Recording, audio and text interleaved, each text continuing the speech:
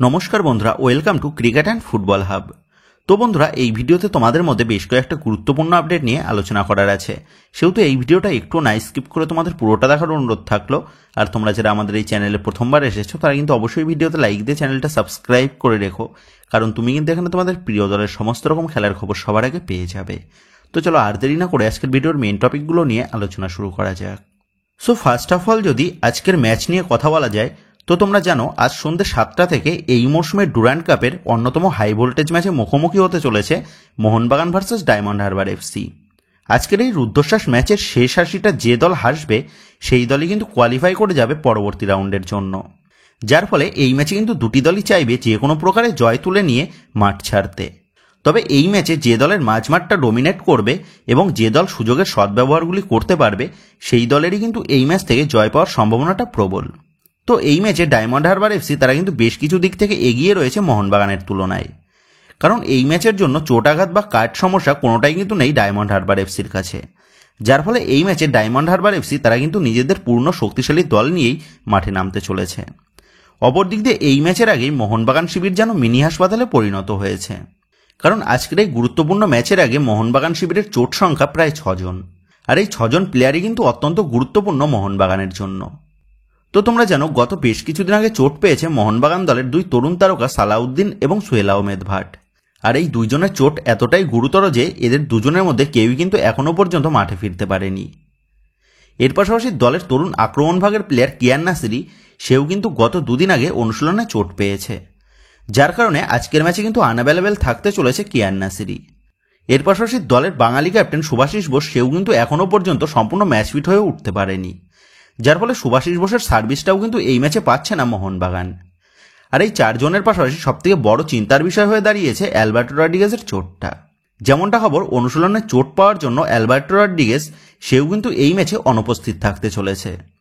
এমনিতেই কাট সমস্যার কারণে এই ম্যাচে অ্যাভেলেবেল থাকছে না দলের বাঙালি ডিফেন্ডার দীপেন্দু, যার ফলে দলের সেন্টার ব্যাক পজিশন নিয়ে একটা চিন্তা কিন্তু গত ম্যাচের শেষেই দেখা দিয়েছিল। তবে অ্যালবার্টো রড্রিগেজ এবং টম অ্যালড্রেড জুটি মাঠে ফেরায় একটু হলেও কিন্তু স্বস্তি মিলেছিল বাগান সমর্থকদের, কিন্তু হঠাৎ করেই ম্যাচের আগে অ্যালবার্টো রড্রিগেজের চোট আবারও কিন্তু রীতিমতন দুশ্চিন্তায় ফেলে দিল মোহনবাগান শিবির থেকে শুরু করে আপামর মোহনবাগান জনতার মনের মধ্যে। এর পাশাপাশি দলের ভারতীয় উইঙ্গার মনবীর সিং সেও নাকি খুব একটা ম্যাচ ফিট নয়, যার ফলে এই ম্যাচে মনবীর সিংকে পাওয়া যাবে নাকি সেই নিয়েও কিন্তু দেখা দিয়েছে বড় সংশয়। সেহেতু আজকের এই গুরুত্বপূর্ণ ম্যাচের আগে মোহনবাগান দলের এই 6 জন গুরুত্বপূর্ণ প্লেয়ারের অনুপস্থিতি সেটা যে বেশ খানিকটা চিন্তা এনে দিয়েছে কোচ হোসে মলিনা সহ সকল বাগান সমর্থকদের, সেটা কিন্তু বলাই যায়।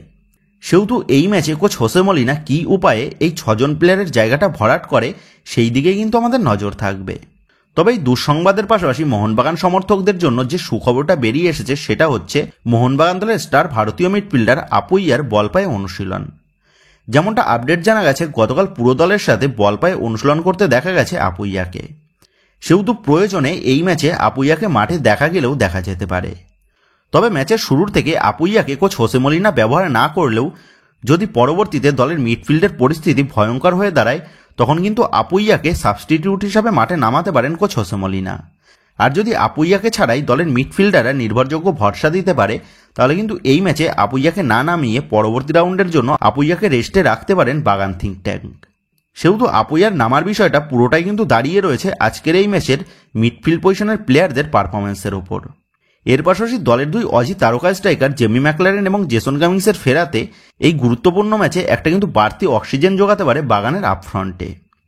আর গতকাল মোহনবাগান ম্যানেজমেন্টের তরফ থেকে এই ম্যাচের জন্য জেমি ম্যাকলারেন, জেসন কামিন্সের পাশাপাশি দলের সাথে সদ্য যোগ দেওয়া মোহনবাগান জনতার নয়নের মণি সেই ডিমিত্রি পেট্রাটসকেও কিন্তু রেজিস্টার করানো হয়েছে।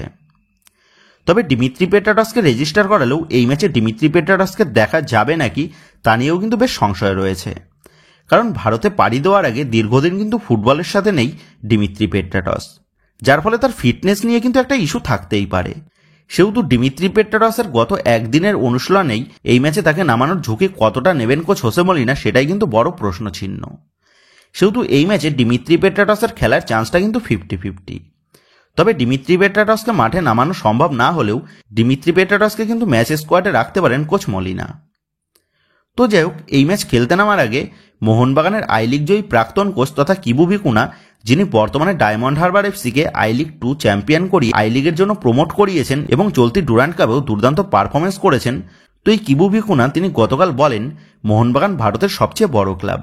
মোহনবাগান দলে সেরা সেরা স্বদেশী ও বিদেশি খেলোয়াড়রা উপস্থিত রয়েছে। ভারতীয় ফুটবলের অন্যতম সফল ক্লাব হচ্ছে মোহনবাগান।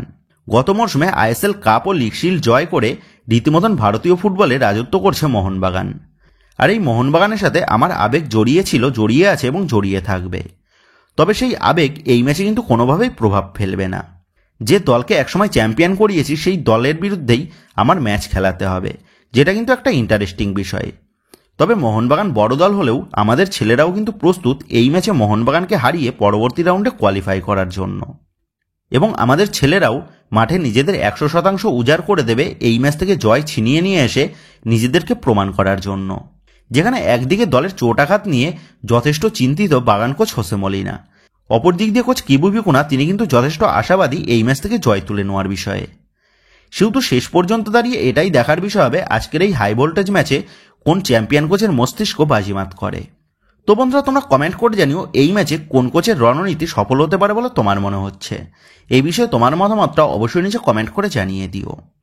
তো যাই হোক, এবার পরবর্তী আপডেটটা নিয়ে কথা বলার আগে তোমাদের কাছে একটাই অনুরোধ থাকলো, তোমরা যারা যারা আমাদের এই ভিডিওটা দেখছো কিন্তু এখনো পর্যন্ত আমাদের এই ভিডিওতে একটা লাইক করোনি বা লাইক করতে ভুলে গেছো, তারা অবশ্যই আমাদের এই ভিডিওতে একটা লাইক করে দিও। আর রোজ রোজ এইরকম লেটেস্ট আপডেটগুলো সবার আগে পাওয়ার জন্য তোমরা যারা যারা এখনো পর্যন্ত আমাদের চ্যানেলের সাথে যুক্ত হওনি তারা অবশ্যই আমাদের চ্যানেলের সাথে যুক্ত হয়ে যেও। তো যাই হোক, এবার পরবর্তী বিষয়টা বেরিয়ে আসছে মোহনবাগান দলের এক প্রাক্তন স্প্যানিশ সফল ডিফেন্ডার লুইস তিরিকে নিয়ে। সবুজ মেরুন জার্সিতে বেশ কিছু মরশুম মোহনবাগান দলের ডিফেন্স লাইনকে ভরসা জুগিয়ে বর্তমানে স্প্যানিশ ডিফেন্ডার লুইস তিরি তিনি যুক্ত রয়েছেন মুম্বাই সিটি এফসির সাথে। তবে মুম্বাই সিটি এফসি দলের সাথে যুক্ত থাকলেও তিরির মন যে মোহনবাগানেই পড়ে আছে সেটা কিন্তু আবারও স্পষ্ট করে দিলেন তিনি নিজেই। মিসরা আর্টিকটিস সে লুইস তিরির একটা ছবি আঁকে, যেখানে ওই ফটোতে দেখা যাচ্ছে তিরিকে সবুজ মেরুন জার্সিতে, আর ওই ফটোটা ধরে রয়েছে তিরি নিজেই মুম্বাই সিটি এফসির জার্সিতে। আর এইরকমই একটা আবেগজনক ফটো কিন্তু গতকাল নিজের সোশ্যাল মিডিয়াতে পোস্ট করেছেন লুইস তিরি। এর পাশাপাশি এর আগেও বহুবার তিরিকে দেখা গেছে মোহনবাগানকে সাপোর্ট করে বেশ কিছু পোস্ট করতে। আর এবার কিন্তু তিনি এইরকম ফটো পোস্ট করে আরও একবার প্রমাণ করে দিলেন, once a mariners always a mariners. তো বন্ধুরা, তোমরা কারা কারা সবুজ মেরুন জার্সিতে তিরিকে মিস করো তারা অবশ্যই এই ভিডিওর কমেন্টে তিরি লিখে জানিয়ে দিও। তো যাই হোক, এবার পরবর্তী আপডেটটা বেরিয়ে আসছে আজকের ম্যাচে মোহনবাগান দলের সম্ভাব্য একাদশ কী হতে পারে সেই নিয়ে।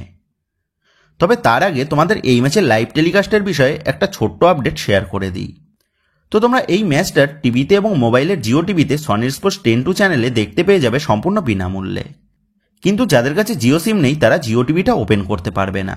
আর আমাদের সেই সমস্ত বন্ধুদের জন্য গত মোহনবাগানের ম্যাচগুলির মতনই এই ম্যাচেরও কিন্তু লাইভ লিঙ্ক আমরা দিয়ে দেবো ম্যাচটা চালু হলেই। আর তোমরা ওই লাইভ লিঙ্কটা পেয়ে যাবে আজকের ম্যাচটা চালু হলে এই ভিডিওর কমেন্ট সেকশনে এবং নর্মাল কমিউনিটি পোস্টে। তবে ওই লিঙ্ক থেকে খেলা দেখতে গেলে তোমাদের মোবাইলে এনএস প্লেয়ার অ্যাপটা ডাউনলোড করে নিতে হবে, কারণ আমাদের দেওয়া আজকের এই ম্যাচের লিঙ্ক তোমরা এই অ্যাপের মধ্যে ইউজ করলেই তোমরা কিন্তু এই ম্যাচটা সম্পূর্ণ বিনামূল্যেই দেখতে পেয়ে যাবে।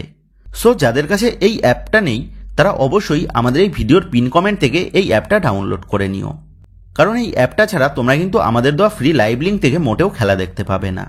আর আমাদের দেওয়া ম্যাচ লিঙ্কটা তোমরা কপি করে এই অ্যাপটা ওপেন করার পর এই অ্যাপের সেকেন্ড অপশানে পেস্ট করবে এবং তারপর রিপ্রোডিউসার অপশান ক্লিক করলেই তোমরা কিন্তু এই ম্যাচটা সম্পূর্ণ বিনামূল্যেই দেখতে পেয়ে যাবে যে কোনো মোবাইল বা যে কোনো সিম থেকেই।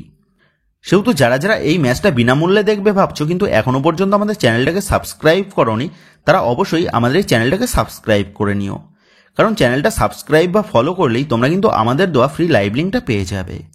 সেহেতু অবশ্যই তোমরা আমাদের এই চ্যানেলটাকে সাবস্ক্রাইব বা আমাদের এই পেজটাকে ফলো করে আমাদের সাথে যুক্ত হয়ে যেও। তো যাই হোক, এবার যদি এই ম্যাচের জন্য মোহনবাগান দলের সম্ভাব্য একাদশ কী হতে পারে সেই নিয়ে কথা বলা যায়, তো কোচ হোসে মলিনা এই ম্যাচের জন্য 4-2-3-1 এই ফরমেশনে যেতে চলেছেন, যেখানে দলের গোলকিপার পজিশনে থাকবে বিশাল কায়েত। দলের চারের ডিফেন্সের লেফট ব্যাক পজিশনে দেখা যাবে তেকচাম অভিষেক সিংকে এবং রাইট ব্যাক পজিশনে দেখা যাবে আশিস রায়কে। আর দলের জোড়া সেন্টার ব্যাক হিসাবে শুরু করবে টম অ্যালড্রেডের সাথে দীপক টাংরি। মাঝমাঠের দুই ডিফেন্সিভ মিডফিল্ড পজিশনে দেখা যেতে পারে অনিরুদ্ধ থাপার সাথে অভিষেক সূর্যবংশীকে। আর দলের আপফ্রন্টের দুই উইংয়ে দেখা যাবে লিস্টন কোলাসোর সাথে পাসাং দর্জিকে।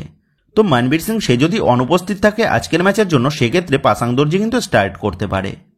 আর দলের অ্যাটাকিং মিডফিল্ড পজিশনে খেলবে সাহাল আব্দুল সামাদ এবং দলের স্ট্রাইকার পজিশনে শুরু করতে পারে জেমি ম্যাকলারেন এবং পরবর্তীতে জেসন কামিন্সকে আমরা মাঠে দেখতে পেতে পারি। তো এইরকমই প্লেইং 11 নিয়ে আজ কিন্তু মাঠে নামতে পারে মোহনবাগান দল। আবার এমনটাও হতে পারে যদি দলের ডিফেন্সিভ মিডফিল্ড পজিশনে আপুইয়াকে দিয়ে স্টার্ট করায়, সেক্ষেত্রে দলের ডিফেন্সিভ মিডফিল্ড পজিশনে আপুইয়ার পাশে অভিষেক সূর্যবংশীকে দেখা যেতে পারে, আর অনিরুদ্ধ থাপাকে তখন দেখা যাবে দলের অ্যাটাকিং মিডফিল্ড পজিশনে। সেক্ষেত্রে দলের রাইট উইং পজিশনে চলে আসবে সাহাল আব্দুল সামাদ। সো মনবীর সিং সে যদি আজকের ম্যাচে অ্যাভেলেবেল না থাকে, সেক্ষেত্রে কিন্তু এই দুই রকম প্লেইং 11 নিয়ে মাঠে নামতে পারে মোহনবাগান। তো যাই হোক, এবার লাস্ট আপডেটটা বেরিয়ে আসছে, যদি মোহনবাগান এই ম্যাচ থেকে জিততে না পারে তাহলে কী উপায়ে মোহনবাগান তারা পরবর্তী রাউন্ডের জন্য কোয়ালিফাই করবে। তো এই বিষয়ে তোমাদের জানিয়ে রাখি, ইনকেস মোহনবাগান যদি এই ম্যাচ থেকে জয় না পায় তাহলে কিন্তু মোহনবাগান দলের পরবর্তী রাউন্ডে যাওয়ার জন্য বেশ কিছু অপশান খোলা থাকছে সেকেন্ড বেস্ট টিম হিসাবে কোয়ালিফাই করার ক্ষেত্রে। সেহেতু এই ম্যাচে মোহনবাগানকে ড্র করতে হবে, না হলে মোহনবাগানকে 3 গোলের কম ব্যবধানে এই ম্যাচে হারতে হবে। এর পাশাপাশি পাঞ্জাব এফসি এবং আইটিবি পুলিশকে পয়েন্ট ড্রপ করতে হবে।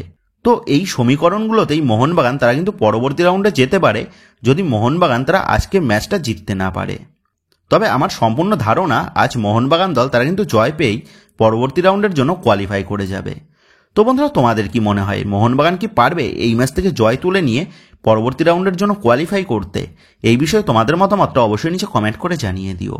তো বন্ধুরা, এই ভিডিওতে এই আপডেট কটা নিয়েই তোমাদের মধ্যে আলোচনা করার ছিল। তো আশা করি ভিডিওটা তোমাদের ভালো লেগেছে। তো যদি ভিডিওটা ভালো লেগে থাকে তাহলে ভিডিওতে লাইক দিয়ে চ্যানেল সাবস্ক্রাইব করে পাশে থাকা বেল আইকনটা অবশ্যই প্রেস করে দিও। তো বন্ধুরা, এই ভিডিওটা এটুকুই ছিল। তো আসি বন্ধুরা, দেখা হচ্ছে পরের ভিডিওতে।